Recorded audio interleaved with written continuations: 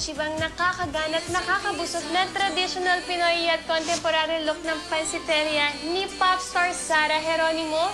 Heto at alamin ang mga secret makeover ingredients. Una, gamit ang boys and paints, nagpintura kami ng mga different shades of color yellow na box shapes in different sizes para magkabuhay ang dingding.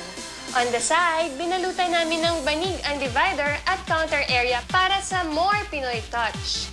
At speaking of Pinoy touch, inain ang mga wooden crafts at bamboo runners from Visay's basketry. Lalo pat sinamahan din namin ng talahib runners, vine balls at lamps from regalong pambahay. At para mas maging presko at fresh looking ang pansiteria, naglagay kami ng Happy Home bromeliad plants at fresh flowers all over the place na pwedeng-pwede sa indoor setup.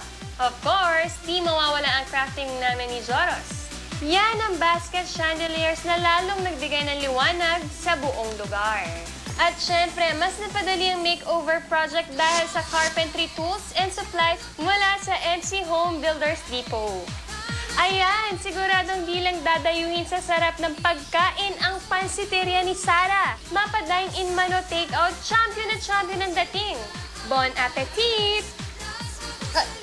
Kamusta naman ang pansiteria na ginawa niyo? Ha? Okay. Sa tingin mo Okay nagustuhan ni naman. Sara?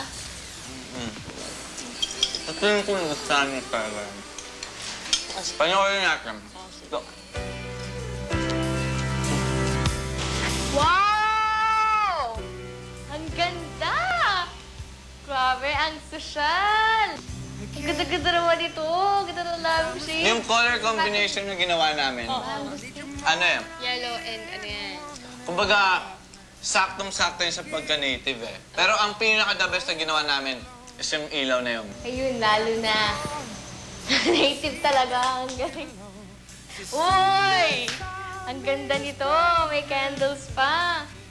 Something inside says there's somewhere better than this.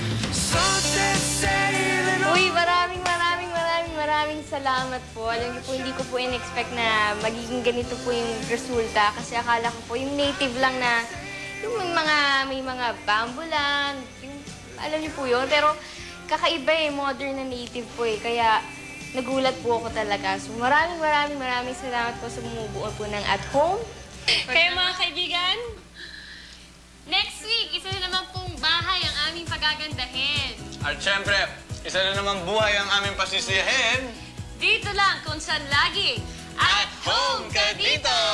Nagpapasalamat ang At Home Ka Dito sa GPI, Right Ideas, Sentimental of Our Home, Restoration, Regalong Pambahay, Metro Living, Conca, Boysen, STI, Bello Medical Group, Fernandina 88 Suites, Janssen Cosmetics and Skincare Center, MC Home Builders Depot, Ratskis, Tomas Morato. Ang gaan po sa loob, nung nakakatulong ka, sa konting paraan lang, nakakatulong ka. Kaya nung nalaman ko po na